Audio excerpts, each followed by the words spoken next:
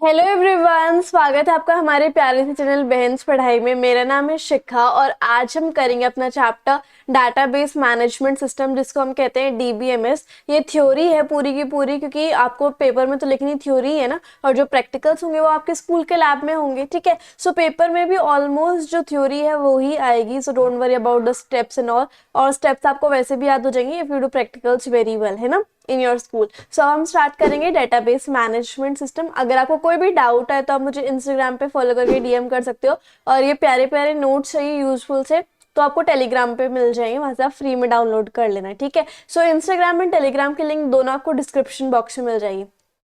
अच्छा, ये जो चैप्टर है ना, ये नाम से थोड़ा भयंकर सा लगता है, या फिर हमें समझ नहीं आता कि इसके अंदर होगा क्या, कोडिंग वोडिंग अजीब से ये तो, बट एक्चुअल में बहुत आसान है। ठीक है, मेरे ये जो मैं बना रही हूँ लेक्चर, इसको पूरा देख लेना एंड देन आपको और किसी वीडियो की जरूरत ही नहीं पड़ेगी। ठीक है, सो डीबीएमएस को स्टार्ट करेंगे। सबसे पहले हम बात करेंगे डेटाबेस क्या होता है। ठीक है, नाम से समझ में आ रहा है डेटा का बेस, यानी कि जो भी हमारी इंफॉर्मेशन होती है या फिर डाटा होता है, रॉ डाटा होता है या फिर इंफॉर्मेशनल डाटा होता है, वो किसी बेस के अंदर सिचुएटेड है। ठीक है, या फिर आप ऐसे लगा लो जैसे कि ये टोकरा है बर्तन मांजने वाला, इस टोकरे के अंदर कितने सारे बर्तन आ जाते हैं, है ना। तो ऐसे ही लगा लो कि ये जो बर्तन है ये हमारा क्या है, डेटा है, और ये जो टोकरा है वो हमारा क्या है, डेटाबेस है। इस तरीके से तो डेटाबेस एक टाइप का टोकरा है जिसके अंदर डेटा या फिर बर्तन भरे हुए हैं। या फिर जूता स्टैंड लगा लो, जूता स्टैंड इज लाइक डेटाबेस, और उसके अंदर जो जूते सैंडल चप्पल रखे हुए हैं वो डाटा है। इस तरीके से so it is organised collection of data. जो डाटाबेस है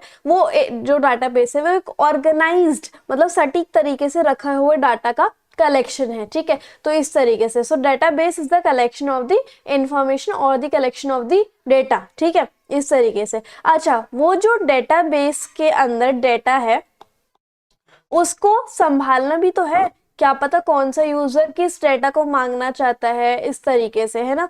तो उस डेटा को संभालने के लिए या फिर उस डेटाबेस को संभालने के लिए एक सॉफ्टवेयर आता है जिसको हम क्या बोलते हैं, डेटाबेस मैनेजमेंट सिस्टम। क्या आता है, डेटाबेस मैनेजमेंट सिस्टम। इस तरीके से सो डेटाबेस मैनेजमेंट सिस्टम की वजह से जो डेटाबेस के अंदर डेटा है हमारा, उसको हम रिस्टोर कर सकते हैं, स्टोर कर सकते हैं, एनालाइज कर सकते हैं, उसको हम एडिट कर सकते हैं और डिलीट कर सकते हैं, मॉडिफाई कर सकते हैं, अपडेट कर सकते हैं, रीड कर सकते हैं।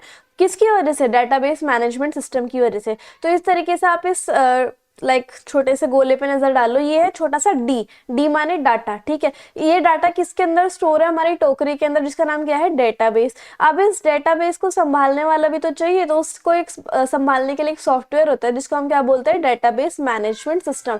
अब ये सॉफ्टवेयर के भी अलग अलग नाम है, जैसे किसी का नाम है ओरेकल, किसी का नाम है IBM DB2, किसी का नाम है माइक्रोसॉफ्ट एसक्यूएल सर्वर, किसी का नाम है माइक्रोसॉफ्ट एक्सेस, किसी का नाम है पोस्टग्री एसक्यूएल, फिर MySQL, FoxPro and SQLite. Generally हम कॉलेज लेवल पे या फिर स्कूल लेवल पे माई एसक्यूएल या फिर माई सीक्वल बोलते हैं। ठीक है, इसकी फुल फॉर्म होती है स्ट्रक्चर्ड क्वेरी लैंग्वेज। क्या होती है, स्ट्रक्चर्ड क्वेरी लैंग्वेज। ठीक है, सो इसमें ये कोडिंग होती है बेसिकली, जो कि आप कोडिंग के टाइम लिखते हो, जिसकी वजह से आपका डेटा जो है अपडेट, डिलीट, मॉडिफाई, रीड, इस तरीके से या फिर क्रिएट हो सकता है। समझ में आ रही है इतनी बात। अब ये जो डेटा हमारे डेटाबेस में स्टोर होता है, ये जो डेटा है जो हमारे डेटाबेस में स्टोर है, अब ये दो टाइप से हम इसको, इस डेटा को ऑर्गेनाइज कर सकते हैं, या फिर दो टाइप से हम इसको डेटाबेस में स्टोर कर सकते हैं। एक होती है फ्लैट फाइल, जब हमारा डाटा, अच्छा, डेटा में, डेटाबेस में जो डाटा होता है ना, वो टेबल की फॉर्म में स्टोर होता है। ठीक है, आप सोचो कि वर्ड की फॉर्म में या फिर न्यूमेरिक्स की फॉर्म में स्टोर होता होगा या फिर बाइनरी की फॉर्म में स्टोर होता होगा, ऐसा नहीं है। वो जो है टेबल्स की फॉर्म में स्टोर होता है। अब मान लो हमारा डेटा कम है तो एक ही टेबल में वो सिमट जाएगा, तो उसको हम क्या बोलते हैं, फ्लैट फाइल बोलते हैं। और मान लो अगर हमारा डाटा बहुत सारा है तो वो मल्टीपल टेबल्स में स्टोर हो जाएगा, जिसको हम क्या कहते हैं, रिलेशनल। ओके, अब डेटाबेस सर्वर क्या होता है ये देख लो, ये कि एक टाइप की स्पेशल मशीन होती है। अब ये जो डेटा है वो डेटाबेस में स्टोर है, किस में स्टोर है, या फिर ये जो बर्तन है वो टोकरे में रखे हुए हैं। ठीक है, तो ये जो डेटाबेस है एक टाइप का, उस डेटाबेस के अंदर डेटा है या फिर टोकरी के अंदर बर्तन है, अब वो बर्तन कौन यूज करेगा, किसको टोकरा एक्सेस देगा, किसको टोकरा लॉग इन पासवर्ड देगा, ठीक है। तो ये बर्तन कौन यूज करेगा, इसका एक्सेस देना किसका काम होता है, डेटाबेस सर्वर का। यानी कि डेटाबेस सर्वर जो है वो कुछ ऑथराइज्ड यूजर्स को ही ये हक देता है, ये एक्सेस देता है कि आप डेटाबेस के इस डेटा को यूज कर सकते हो। तो इसलिए डेटाबेस सर्वर एक स्पेशलाइज्ड मशीन है जो कि क्या करती है, एक्सेस करने देती है कुछ यूजर्स को कि आप हमारा ये जो डेटा है उसको एक्सेस कर सकते हो bye giving the login ID और पासवर्ड काइंड ऑफ, ठीक है। इस तरीके से आप कह सकते हो, नहीं तो कोई भी उसको एडिट कर लेगा, चेंज कर लेगा, तो इसलिए वो ऑथराइज यूजर को ही देते हैं। एडवांटेजेस क्या है डेटाबेस के, एक तो रिड्यूसेस डाटा रिडंडेंसी। अब क्या होता है, डाटा जो है कभी कभी हमसे डबल डबल टाइम हो जाता है, ट्रिपल ट्रिपल टाइम हम रिपीट कर देते हैं डाटा को, लेकिन डेटाबेस में अगर रिपीट होने के चांसेस नहीं है, रिडंडेंसी के चांसेस नहीं है। क्यों? क्योंकि वो हमें पहले ही बता देता है, ठीक है। वो एरर शो कर देगा बात बात पे कि ये आपने पहले लिख दिया इसका सेम डेटा, तो अब आप दोबारा नहीं लिख सकते, इसलिए, ठीक है। Reduces data redundancy. अब शेयरिंग ऑफ डेटा, डेटाबेस में अगर आप एक ऑथराइज यूजर हो तो आप अपने डेटा को शेयर कर सकते हो। देखो लिखा हुआ है ना, आपकी जो ऑथराइजेशन की डिग्री अगर आपको मिली हुई है तो आप यूजर्स को अपने डेटाबेस शेयर कर सकते हो। डाटा इंटीग्रिटी, अब यहाँ पे क्या होता है, डेटाबेस की वजह से बहुत सारा डाटा, चाहे वो न्यूमेरिक है, चाहे वो अल्फाबेटिक है, चाहे वो अल्फा न्यूमेरिक है, चाहे वो कैसा भी है, बुलियन है, बुलियन माने ट्रू फॉल्स के रूप में, है ना, तो उस या फिर बाइनरी की फॉर्म में, 0 1 की फॉर्म में है, स्पेशल कैरेक्टर्स की फॉर्म में, डेट एंड टाइम की फॉर्म में, तो ये जो जितने भी टाइप ऑफ डाटा है आप इन सबको इकट्ठा करके डेटाबेस में रख सकते हो, जिसको हम कहते हैं डाटा इंटीग्रिटी। इंटीग्रिटी मतलब एक इकट्ठा रखना, ठीक है। डाटा की सिक्योरिटी, अब इतना सारा डाटा हमारा डाटाबेस के अंदर स्टोर रहता है तो भाई उसकी सिक्योरिटी तो बहुत ही ज़्यादा मस्ट है, नहीं तो वो डाटा अगर लीक हो गया तो कोई भी उसका मिसयूज कर लेगा। सो दैट्स वाई डाटाबेस के अंदर ये फीचर है कि आपके पास एक जो अगर आप ऑथराइज यूजर हो तो आपके पास एक यूजर नेम और पासवर्ड होगा, तभी आप उस डेटा को एक्सेस कर सकते हो। जैसे आजकल भी आप वेबसाइट्स पे जाते हो तो अपना कंटेंट आपको दिखाते नहीं है, ठीक है। वो ये कहते हैं कि पहले आप रजिस्टर हो हमारी वेबसाइट पे, अपना यूजर नेम पासवर्ड बनाओ, तभी आप इस चीज को या फिर इस कंटेंट को देख पाओगे, अदरवाइज नहीं। सो जो भी ऑथराइज यूजर होगा, जिसके पास यूजर नेम एंड पासवर्ड होगा, वही उस डेटा को देख पाएगा। So DBMS has the system of data security by giving the user name and password to the authorised users, ठीक है। प्राइवेसी, अब प्राइवेसी रूल जो है वो डेटाबेस में होता है क्योंकि ऑथराइज यूजर को ही मिल पाता है जो डेटा होता है, प्राइवेसी कंस्ट्रेंट की वजह से, ठीक है। इस तरीके से बैकअप एंड रिकवरी, मान लो अगर आपका कोई ओरिजिनल डाटा लॉस्ट हो गया है तो डेटाबेस जो है उसकी रिकवरी करवाने में हेल्प कर देता है। अब डाटा कंसिस्टेंसी, डाटा कंसिस्टेंसी क्या होती है कि आप जो है एक के बाद एक अपना डाटा जो है वो स्टोर कर सकते हो, और उसके बाद मतलब कंसिस्टेंटली अपना डाटा स्टोर करते चले जा सकते हो, कोई दिक्कत वाली बात नहीं है। ये आपको ये नहीं कहेगा कि बस भाई कितना डाटा स्टोर करेगा, ऐसा कुछ नहीं होता, क्योंकि कितना डाटा होगा पूरी दुनिया भर के लोगों का, है ना। So you can do like store any type of data in any amount, है ना, इन द डेटाबेस। अब हम बात करेंगे फीचर्स क्या है डेटाबेस की। ये देखो, इसके अंदर आप बहुत एक से ज़्यादा टेबल ऐड कर सकते हो अपने डेटाबेस में, क्योंकि डाटा तो जो है आपको टेबल में ही स्टोर होना है। So more than 1 table can be added. Decrease storage cost, आपकी स्टोरेज कॉस्ट डिक्रीज हो जाएगी। आप अपने स्ट्रक्चर्ड क्वेरी लैंग्वेज यानी कि MySQL की वजह से डाटाबेस में जो भी आपका डाटा है उसको insert, modify, structured query language क्या होता है, database management system. Database management की वजह से डाटाबेस के अंदर जो डाटा है आप उसको इंसर्ट, मॉडिफाई, सर्च, डिलीट कर सकते हो, ठीक है। अब आप जो डाटाबेस में डाटा है उसको मल्टीपल यूजर्स एक्सेस कर सकते हैं बाय ऑथराइजेशन, ठीक है। और डाटाबेस में जो डाटा है वो सारा का सारा बहुत सारे यूजर्स एक्सेस कर सकते हैं एक ही टाइम पे, ठीक है। But only 1 person can update, लेकिन उन जितने भी यूजर्स उस डाटाबेस को देख रहे हैं, एक्सेस कर रहे हैं, लेकिन उनमें से कोई एक पर्टिकुलर टाइम पे उस डाटा को अपडेट कर सकता है। ऐसा नहीं है कि सारे अपडेट करेंगे तो सभी का मान्य हो जाएगा, ऐसा नहीं है। कोई चांस नहीं डाटा लॉस का, सारी फाइल्स जो है वो परमानेंटली स्टोर रहती हैं। डिलीट करना चाहो तो कर सकते हो, लेकिन बाद में आपको लगता है कि गलत डिलीट कर आप उसको रिस्टोर करना चाहते हो तो वो भी हो जाएगा, है ना। और बहुत सारी इसके अंदर फील्ड्स होती है और लाइक फील्ड्स टपल्स होती हैं, tuples is the rows and fields are the column होती है हर एक डाटाबेस में, यानी कि पूरा टेबल ही होता है। और उसके बाद इसके अंदर डुप्लीकेशन वगैरह नहीं होती, और डुप्लीकेशन होती है तो आपको एरर दिखा देता है, ठीक है। अब हमें मेन जो मोस्ट इंपॉर्टेंट है वो हम पढ़ना है कि प्राइमरी की क्या होती है और फॉरेन की क्या होती है, और इसमें हमें कंपोजिट प्राइमरी की नहीं पढ़नी है। तो प्राइमरी की इस तरीके से आप लगा सकते हो कि यूनिक की होती है। क्या होती है? यूनिक की। जैसे मान लो हम एक स्कूल का एग्जाम्पल ले लेते हैं, या फिर मान लो हम कॉलेज का एग्जाम्पल ले लेते हैं। कॉलेज में 3,000 बच्चे पढ़ रहे हैं, ठीक है। कॉलेज में 3,000 बच्चे पढ़ रहे हैं ओवरऑल। तो उन 3,000 में से मान लो बहुत सारे बच्चों का नाम होगा, ठीक है। लाइक हम एक नेम ले लेते हैं, शुभम ले लेते हैं। तो शुभम जो है उस कॉलेज में 50-60 बच्चे हैं, या फिर 20-30 बच्चे लगा लो, ठीक है। नाम भी सेम हो सकता है, क्या पता कहीं कहीं कभी कभी लाइक फोन नंबर नहीं, फोन नंबर तो नहीं, एज सेम हो सकती है, ठीक है। नाम भी सेम हो सकता है बहुत सारे बच्चों का, उनकी एज भी सेम हो सकती है, ठीक है। या फिर डेट ऑफ बर्थ भी सेम हो सकती है, इस तरीके से, ठीक है। लेकिन कोई ऐसी चीज जो सभी बच्चों की अलग हो उस कॉलेज में, yes, admission number, roll number, examination roll number, है ना, और फोन नंबर। तो ये कुछ ऐसी चीज है जो सभी बच्चों की अलग मिलेगी, क्योंकि एक फोन नंबर दो बच्चों का तो हो नहीं सकता। तो प्राइमरी की वही होती है, ये एक यूनिक की होती है जो हर एक इंडिविजुअल को यूनिकली आइडेंटिफाई करते हैं कि ये वही इंसान है।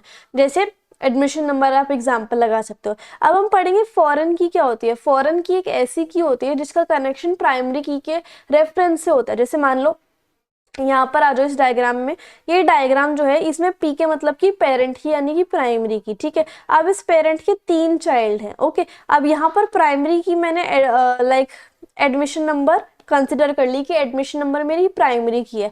अब यहाँ पर एडमिशन नंबर और बच्चों का नाम लिखा हुआ है, ठीक है। और इसी इसमें उन बच्चों का एड्रेस लिखा हुआ है, उन बच्चों का फ़ोन नंबर लिखा हुआ है, और यहाँ पर like address, phone number and हम और चीज डेट ऑफ बर्थ दे देते हैं, ठीक है। लेकिन उनका नाम नहीं लिखा हुआ, और यहाँ पर सिर्फ स्पेशल जो है वो एडमिशन नंबर दिया हुआ है, ठीक है। एडमिशन नंबर, एडमिशन नंबर और एडमिशन नंबर, ठीक है। लेकिन ये जो जितने भी ये चाइल्ड है उन सबका रेफरेंस जो है वो प्राइमरी की के साथ ही हो रहा है ना।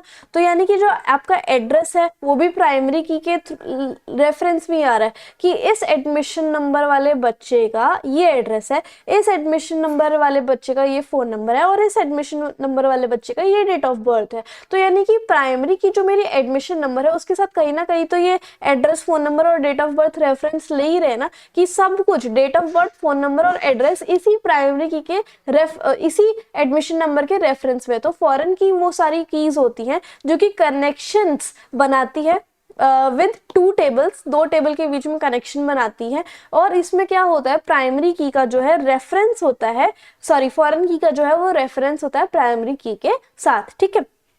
तो ये इसकी। अब RDBMS क्या होता है? RDBMS जो डेटाबेस मैनेजमेंट सिस्टम है वो रिलेशनल मॉडल है। रिलेशनल मॉडल क्या होता है? वो रोज एंड कॉलम्स के ऊपर डिपेंड होता है, यानी कि हर चीज जो आपके डेटाबेस मैनेजमेंट सिस्टम में जो डाटा स्टोर होगा वो टेबल्स की फॉर्म में स्टोर होगा, ठीक है। इसलिए उसको रिलेशनल मॉडल बोला गया है। और दैट्स वाई, क्योंकि DBMS में हर चीज टेबल की फॉर्म में स्टोर होगी, तो इसलिए उसको रिलेशन डाटाबेस मैनेजमेंट सिस्टम बोला जाता है, ठीक है। टेबल्स जो है वो डेटा को अच्छे से ऑर्गेनाइज कर देते हैं, ठीक है, इस तरीके से।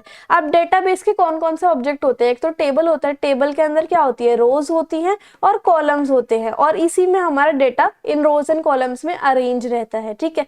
अब आप ये जो कॉलम है, जैसे 1 2 3, ये जो कॉलम है लाइक वर्टिकल वाले, इसको आप फील्ड भी बोल सकते हो और एट्रीब्यूट भी कह सकते हो। और ये जो आपकी रोज होती है ऐसे लेटे वाली, हॉरिजॉन्टल वाली, ठीक है, इनको आप रोज, रिकॉर्ड्स और टपल्स भी बोल सकते हो। अब हमें नेक्स्ट देखना है how to create a database using Open Office, तो ये भी आपको नहीं पढ़ना है। और how to create a table in a database, ये भी स्टेप्स है, बेसिकली स्टेप्स हमें याद नहीं करने। वो जब आप अपने स्कूल के प्रैक्टिकल्स करोगे लैब में बैठ के तो आपको ऑटोमेटिकली याद हो जाएंगे। वैसे तो ये स्टेप्स आते नहीं है पेपर में, बट इन केस अगर आ जाते हैं तो आपको प्रैक्टिकल लैब में ऑटोमेटिकली याद हो जाएगा कि कैसे डेटाबेस में टेबल बनाते हैं। बट इसका अभी हम प्रैक्टिकल भी कर लेंगे, मतलब थियोरेटिकल फॉर्म में। How to create table in design view, उसके भी स्टेप्स है। Use wizard to create table भी इसके स्टेप्स है। Now will study about data type. अब डेटा कोई एक टाइप का थोड़ी ना होता है, उसके भी बहुत सारे टाइप्स होते हैं। जैसे कि आपका डेटा जो है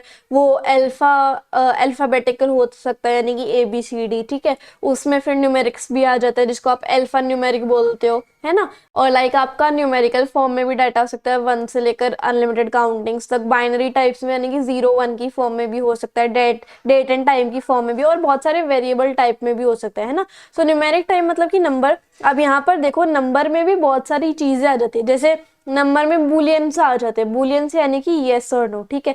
नंबर में टाइनी इंटीजर आ जाते हैं। टाइनी इंटीजर यानी कि अगर आपकी वैल्यू 0 से लेकर 255 तक है तो वो टाइनी इंटीजर्स कहलाएंगे। उसके बाद स्मॉल इंटीजर। स्मॉल इंटीजर की जो रेंज होती है वो -2 की पावर 15 से लेकर +2 की पावर 15 - 1 तक होती है। और अगर आपका इंटीजर है तो इंटीजर की वैल्यू ये होती है -2 की पावर 31 से लेकर +2 की पावर 31 - 1 तक। बिग इंटीजर की वैल्यू ये होती है, ठीक है।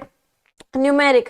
न्यूमेरिक जो है वो इनकी numeric is in the number form, decimal is in the decimal form. Real यानी कि क्या होता है, ये इनकी पूरी पूरी वैल्यूज बताई हुई है कि रियल नंबर ये होंगे, फ्लोट नंबर ये होंगे, डबल जो है वो ये होंगे। इस तरीके से ये हाईली मैथमेटिकल है। बस you have to learn the names और द डाटा टाइप्स, ठीक है। कि न्यूमेरिक में भी इतने सारे नेम होते हैं और इतने सारे डेटा टाइप होते हैं, just in the form of theory कि आप थोड़े बहुत लिख पाओ। कि जैसे अगर आपसे पूछ लिया जाए कि बताओ न्यूमेरिक डाटा का टाइप कौन सा है, तो आप बता सकते हो कि टाइनी इंटीजर है, स्मॉल इंटीजर है, बिग इंटीजर है, नंबर है, बुलियन है, और उसके बाद रियल है, फ्लोट है, डबल है, इस तरीके से। उसके बाद अल्फा न्यूमेरिक, तो नाम से ही समझ में आ रहा है कि जो डेटा जिसमें लेटर्स भी आते हैं, नंबर्स भी आते हैं, वो सारे। अब इसके अंदर देखो, एक होता है लॉन्ग वेरकेर। लॉन्ग वेरकेर में क्या होती है, जब आपका जो, जैसे कोई भी नेम लिखना है, कोई भी वर्ड लिखना है, लेकिन उसमें सिर्फ 8 कैरेक्टर्स होने चाहिए। जैसे कि SHIKHA में 6 कैरेक्टर्स है, उसके बाद में आगे का नेम लिखो तो SH, तो ये 8 हो गए, तो इतना ही एलिजिबल होगा। तो अगर आपका सिर्फ 8 कैरेक्टर्स का है तो आप लॉन्ग वेरकेर लगाओगे। और अगर कैर है, कैर यानी कि आप जो है stores exactly the length specified by the users. User के द्वारा जितनी भी लेंथ अगर वो यूजर चाहता है, वो चाहता है कि इतने कैरेक्टर्स ना हो, 8 उससे भी ज्यादा कैरेक्टर्स मुझे लिखने के लिए मिले, तो वो कैर का यूज कर सकता है, ठीक है। और वैरकैर क्या, वैरकैर जो होता है वो क्या होता है, ये एक स्पेसिफाइड लेंथ तक, मतलब प्रीबिल्ड रख ली जाती है। कि जैसे आपकी इंस्टाग्राम में आप बायो लिखते हो, तो बायो में आपको बोल दिया जाता है जैसे कि 255 लिख सकते हो आप कैरेक्टर्स, इससे ज़्यादा आप लिख नहीं सकते बायो में। तो ये स्पेसिफाइड लेंथ के लिए टेक्स्ट यूज होता है। उसके बाद देखो वैरकैर इग्नोर केस। इग्नोर केस मतलब क्या होता है कि अगर आपका जो डाटा है वो कैपिटल में है या स्मॉल लेटर्स में है, तब वो इग्नोर कर देगा और आपका सिर्फ टेक्स्ट जो होगा उस पर ध्यान देगा, इस तरीके से। तो ये जो आपके अल्फान्यूमेरिक है डाटा, टाइप ऑफ डाटा, उसके ये डाटा टाइप वगैरह हैं, ठीक है। बाइनरी क्या होता है, 0 और 1 की फॉर्म में जो डाटा स्टोर होता है उसको आप बाइनरी बोलते हो। और इसमें भी आपके कौन कौन से डाटा टाइप है, जैसे कि long, long var binary, binary और वेर बाइनरी। इसमें क्या होता है, लॉन्ग वेर बाइनरी में आप इमेजेस, साउंड वगैरह स्टोर कर सकते हो। इसमें क्या कर सकते हो, आप कोई भी टाइप ऑफ डेटा स्टोर कर सकते हो। इसमें भी आप कोई भी डेटा टाइप स्टोर कर सकते हो, ठीक है। उसके बाद डेट एंड टाइम। अगर आपका डेटा डेट एंड टाइम में स्टोर होता है या फिर डेट एंड टाइम की फॉर्म में, तो उसके लिए भी डाटा टाइप होते हैं, ठीक है। टाइम स्टैम्प में क्या होता है, ये आपका डेट एंड टाइम इन्फॉर्मेशन को स्टोर करता है। टाइम में क्या होता है, ये आवर, मिनट, सेकेंड की इन्फॉर्मेशन स्टोर करता है। और डेट में मंथ, डे और ईयर की इंफॉर्मेशन स्टोर करता है, ठीक है। और दूसरे डाटा टाइप्स क्या है, मान लो जैसे कोई जावा का ऑब्जेक्ट है तो ये भी वो भी स्टोर कर लेता है, ओके। अब सेशन नंबर 3 हमें नहीं पढ़ना है, अब हमें आना है सेशन नंबर 4 पे, जो कि हमारा ये लास्ट सेशन है। और इसमें हम, जैसे मैंने आपको बताया था कि डेटाबेस मैनेजमेंट सिस्टम का में हमें एक ही सॉफ्टवेयर पढ़ना है जिसका नाम क्या है, माई सीक्वल या फिर माई एसक्यूएल। इसमें क्या होता है, स्ट्रक्चर्ड क्वेरी लैंग्वेज, जिसकी फुल फॉर्म होती है। यानी कि अगर आप, अब ये थोड़ा प्रैक्टिकल वाला पार्ट आ गया है, इसमें आप क्या करोगे, क्वेरीज लिखोगे।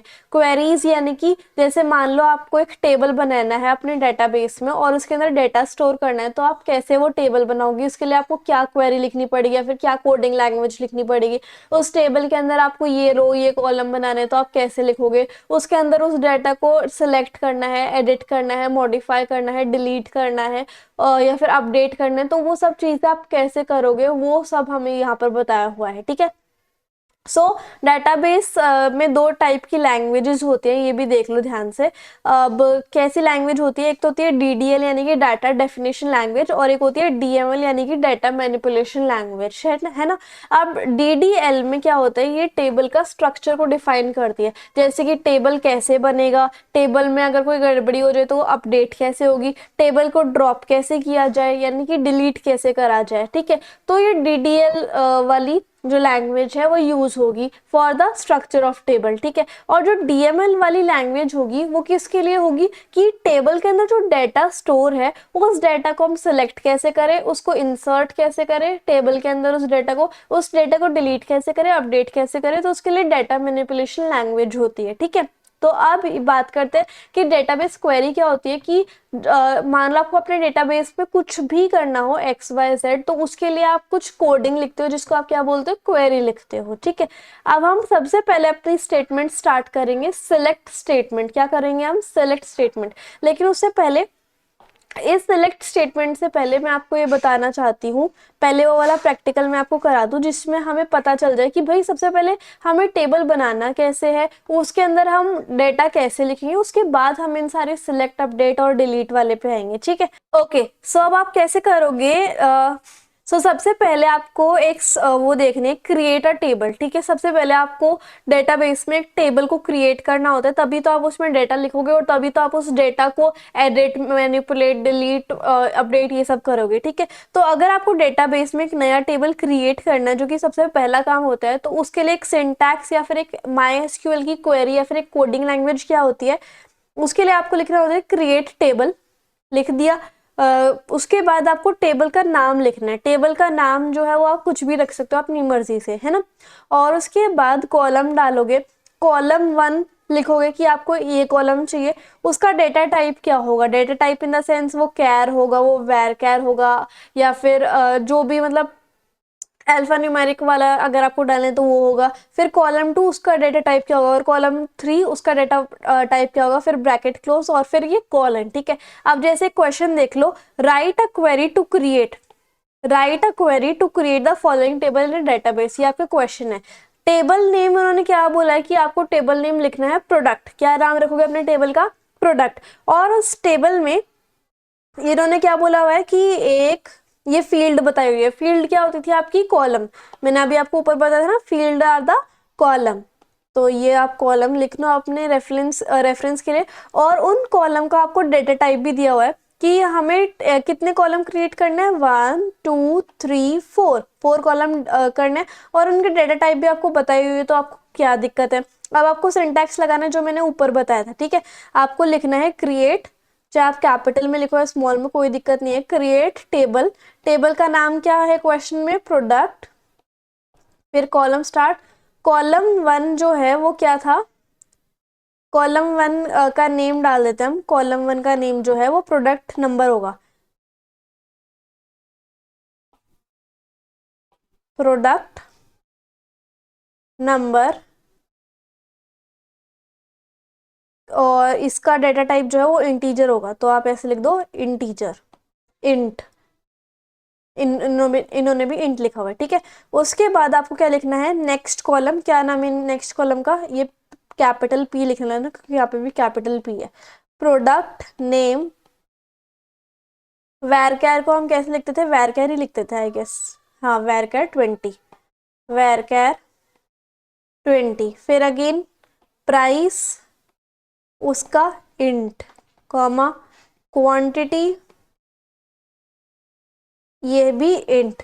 हो गए सारे टेबल, सारे कॉलम क्रिएट हो गए। कॉलम में कैसे कैसे डाटा आएगा, इंटीजर की फॉर्म में आएगा, वैरकर की फॉर्म में आएगा, वैरकर भी है तो 20 कैरेक्टर्स वाला होगा, तो इस तरीके से, और ब्रैकेट क्लोज करके ये ऐसा कॉलम, ठीक है। तो इस तरीके से आपका टेबल क्रिएट हो जाएगा और पहले कॉलम के नाम आ जाएंगे, और आउटपुट देखो ऐसा आएगा, ये आपका आउटपुट आएगा। ये टेबल आपका बन चुका है और इस टेबल में आपकी कॉलम भी बन गया, प्रोडक्ट नेम, प्राइस और क्वांटिटी, ठीक है।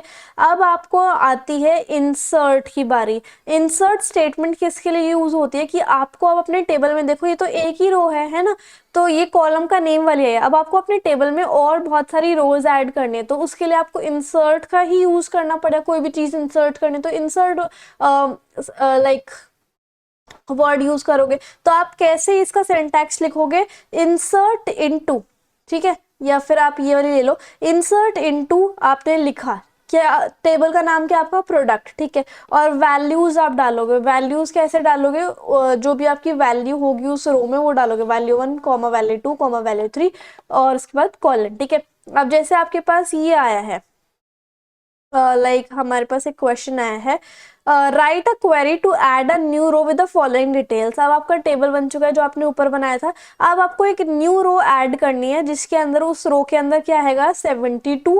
72 इज द प्रोडक्ट नंबर, जो हमारा पहला क्या था चीज, प्रोडक्ट नंबर ही थी, प्रोडक्ट नंबर 72 आएगा। उसके बाद प्रोडक्ट का नाम क्या है, हेयर कंडीशनर। उसके बाद उसकी प्राइस कितनी है और क्वांटिटी कितनी है, प्राइस 350 और क्वांटिटी 60।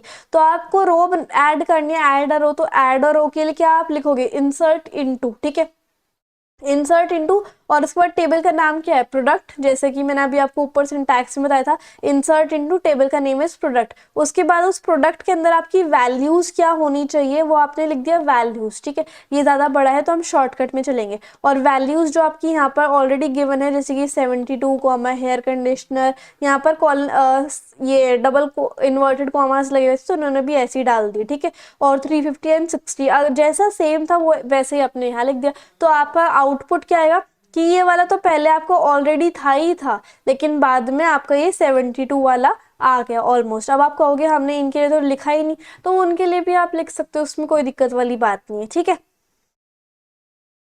और उसके बाद ये हमारा हो गया, आपको समझ में आ गया। लाइक अगर जैसे मान लो आपने ये एक रो के लिए लिखा हुआ है, ठीक है, तो अगर आपको और भी रोज लिखनी है, जैसे सोप का लिखना है, लाइक तो इसके लिए आप कैसे करोगे, इंसर्ट इनटू प्रोडक्ट वैल्यूज, और जो ये आपका इस साइड में आपने लिखा हुआ है उसके अंदर क्या आ जाएगा, 25, ये 25, सोप 40, 80, बस ऐसे लिखना है, ठीक है। तो ये आपका होगा कि आपको टेबल कैसे क्रिएट करना है, टेबल के अंदर रोज कैसे इंसर्ट करनी है, इतना समझ में आ गया। अब आपने मान लो टेबल भी बना लिया, उसके अंदर रोज भी बना ली, अब उस टेबल के अंदर जो भी डेटा स्टोर है उसको आप कैसे डिलीट करोगे, कैसे अपडेट करोगे, और कैसे मॉडिफिकेशंस करोगे, है ना, कैसे और चीजें इंसर्ट करोगे, वो सब चीजें हम अब कुछ क्वेरीज सीखेंगे उनके बारे में, okay. Now select statement. Select statement हम किस लिए यूज कर सकते हैं कि अगर हमें डेटा में कोई भी टाइप ऑफ डाटा को सिलेक्ट करना है, पर्टिकुलरली उसी डाटा को, तो हम तब सिलेक्ट करते हैं। सिलेक्ट में दो चीजें आती हैं, एक वेयर और एक ऑर्डर बाय, ये दोनों हम करेंगे, ठीक है। अब सिंटैक्स क्या है सिलेक्ट स्टेटमेंट का, कि मतलब अगर हमें कोई भी डाटा को सिलेक्ट करना है टेबल में, तो उसका सिंटैक्स क्या है, फिर उसकी कोडिंग क्या है, तो सिलेक्ट, और ये होता है स्टार, ठीक है, सिलेक्ट स्टार फ्रॉम और टेबल का नाम, ठीक है। तो इसके लिए हम एक क्वेश्चन देख लेते हैं, जैसे कि मान लो टेबल नेम है प्रोडक्ट, और इसके पूरा टेबल नेम आपको गिवन है, ठीक है। सो ये पूरा जो ये पूरा टेबल आपको गिवन है, प्रोडक्ट का, product is the name of the table, और इस प्रोडक्ट टेबल में product number, product name, price and quantity given है, ठीक है। अब हमें क्वेश्चन क्या गिवन है, write a query to display all record from the table. Table का नाम क्या है, प्रोडक्ट, ऑल रिकॉर्ड, रिकॉर्ड क्या होती है, रोज, और क्वेरी मतलब कि हमें एसक्यूएल लैंग्वेज में लिखनी है कोडिंग, तो यानी कि प्रोडक्ट में से सारी रोज को सिलेक्ट करने की क्वेरी लिखो, ठीक है। तो आपको कैसे लिखनी है, सिलेक्ट स्टार फ्रॉम प्रोडक्ट, यानी कि सिलेक्ट करनी है स्टार, यानी कि सारी की सारी रोज फ्रॉम, और टेबल का नाम क्या है, प्रोडक्ट। तो आपका क्या आएगा आउटपुट, वो सारा का सारा टेबल ऑटोमेटिकली यहाँ पर आ जाएगा, ठीक है, इस तरीके से। उसके बाद देखो, select write a query to display product name from the table. अब ये आपका टेबल था, इस टेबल में से सिर्फ आपको प्रोडक्ट नेम सिलेक्ट करना है, तो कैसे लिखोगे, select product, P capital, product name from, table का नाम क्या है, प्रोडक्ट, ठीक है। तो इस तरीके से आप लिखोगे select product name from product, और ये कॉलन लगाना मत भूलना, तभी फुलफिल होगी और आपका आउटपुट आ जाएगा, सिर्फ प्रोडक्ट नेम सेलेक्ट हुआ है, ओके। उसके बाद देखो, write a query to display product name and price from the table. अब हमें दो चीजों को सिलेक्ट करना है या डिस्प्ले करना है, प्रोडक्ट नेम भी और प्राइस भी। तो आपको कैसे लिखना है, select product name comma price from product, product is the name of the table, इसलिए प्रोडक्ट और फिर कॉलन, ओके। नेक्स्ट देखो, write query related to select statement with mathematical function. अब हमें मैथमेटिकल फंक्शन लगाना है, वो भी सिलेक्ट वाली क्वेरी में, ठीक है। अब हमें देखो क्या करना है, write a query to find total number of quantity available in the table. Table में आओ, क्वांटिटी देखो हर एक प्रोडक्ट की अलग अलग दे रखी है, जैसे पहले प्रोडक्ट की है 80, फिर 30, फिर 25, फिर 100, ठीक है, लेकिन हमें टोटल क्वांटिटी नहीं दे रखी, तो हम कैसे लिखेंगे? तो सबसे पहले हम सिलेक्ट करेंगे, ठीक है, किसको सिलेक्ट करेंगे? क्वांटिटी को फ्रॉम टेबल, लेकिन उस क्वांटिटी का हमें ओवरऑल सम भी चाहिए, तो इस क्वांटिटी को ब्रैकेट में लिख के यहाँ सम लगा दो, लास्ट में कॉलन लगा दो, हो गया मैथमेटिकल ऑपरेशन, ठीक है। नेक्स्ट देखो, display the total amount of each item, हमें अमाउंट, जैसे ये हमारा टेबल है, इसका देखो प्रोडक्ट नंबर 25, 31, 45 और 52, 4 प्रोडक्ट है हमारे पास, ठीक है, और हमें टोटल अमाउंट बताना है कि बताओ इन हर एक का टोटल अमाउंट कितना है, टोटल कितना इनका रेट है, लेकिन वो उसका कॉलम तो हमें दे नहीं रखा, तो हमें कैलकुलेट करना पड़ेगा। The amount must be calculated. अब अमाउंट कैलकुलेट करने का फॉर्मूला भी दिया हुआ है, वो क्या है? Price multiply by quantity for each item. तो अब देखो हमें सिलेक्ट करना है, ठीक है, हमें सिलेक्ट करना है, क्या सिलेक्ट करना है? हमें सिलेक्ट करना है प्रोडक्ट नेम, प्रोडक्ट नंबर, ये हमने सिलेक्ट कर लिया क्योंकि हमें दर्शाने नीचे कि प्रोडक्ट नंबर इतना है, प्रोडक्ट नेम इतना है, ठीक है। और इन प्रोडक्ट नेम और नंबर लिखने के बाद, मतलब सिलेक्ट करने के बाद, हमें क्या करना है, एक और कॉलम में हमें कैसे करना है, प्राइस इनटू क्वांटिटी करना है, ताकि प्रोडक्ट नंबर भी आ जाए, प्रोडक्ट नेम भी आ जाए, और अगले में टोटल अमाउंट आ जाए, जिसका नाम क्या होगा, प्राइस इनटू क्वांटिटी, और फ्रॉम प्रोडक्ट टेबल, प्रोडक्ट जो है वो टेबल का नाम है और कॉलन। अब यहाँ पर आप आउटपुट देखोगे, प्रोडक्ट नेम नंबर जो है वो सिलेक्ट मतलब डिस्प्ले होगा, क्योंकि सिलेक्ट से सिर्फ डिस्प्ले आ जाता है। उसके बाद प्रोडक्ट नेम भी आ गया, ओके, उसके बाद प्रोडक्ट नेम आ गया। उसके बाद नेक्स्ट कॉलम जो आया वो सिलेक्ट स्टेटमेंट की वजह से किसका आया, प्राइस इनटू क्वांटिटी का, और क्योंकि हमने मैथमेटिकल ऑपरेशन किया है तो ये ऑलरेडी प्राइस इनटू क्वांटिटी होके आ गया, यानी कि 40 इंटू 80 कितना हो गया, 3200, इस तरीके से, ठीक है। एक दो बार प्रैक्टिस करोगे इसमें मास्टर हो जाओगे। Write a query to find the average price of total product. अब टोटल प्रोडक्ट क्या है, अब सारे के सारे प्रोडक्ट का हमें एवरेज प्राइस निकालना है कि सभी प्रोडक्ट को मिला के उनका एवरेज प्राइस कैसे निकलेगा। तो एवरेज कैसे निकलते हैं, जितने भी प्रोडक्ट है उनको प्लस कर दो, divided by total number of product, ठीक है। तो अब इसमें कैसे करोगे, एवरेज का क्या फॉर्मूला होता है, एवरेज प्राइस निकालना है वैसे भी हमें, ठीक है। तो सिलेक्ट करना है, क्या सिलेक्ट करोगे, प्राइस को, यानी कि इस कॉलम को, ये टेबल था आपका, इसमें इस प्राइस को सिलेक्ट कर लो, क्योंकि प्राइस का ही एवरेज हमें बताना है, ठीक है। तो सिलेक्ट करोगे आप किसको, प्राइस को, फ्रॉम किस टेबल में से, प्रोडक्ट वाले टेबल में से, लेकिन हमें इस प्राइस का एवरेज चाहिए, तो एवरेज वाला मैथमेटिकल फंक्शन हमने लगा दिया, ठीक है। अब हमें, मैंने आपको बताया था कि ये सिलेक्ट स्टेटमेंट हो गई, सिलेक्ट स्टेटमेंट हमने नॉर्मल भी देख ली और उसमें मैथमेटिकल फंक्शन वाली भी सिलेक्ट स्टेटमेंट देख ली, लेकिन सिलेक्ट स्टेटमेंट में हमें दो चीजें और देखनी है, एक वेयर और एक ऑर्डर बाय वाली, ठीक है। तो अब हमें वेयर क्लॉज वाली देखनी है। आपको टेबल नेम दिया हुआ है प्रोडक्ट, और उसमें नीचे टेबल बना के दिया हुआ है। क्वेश्चन देखो, राइट अ क्वेरी, हमें क्वेरी लिखनी है to display the product whose price is less than 90। हमें उस प्रोडक्ट को डिस्प्ले कराना है जिसका प्राइस जो है वो 90 है, तो इसमें आप वेयर वाला यूज करोगे, ठीक है।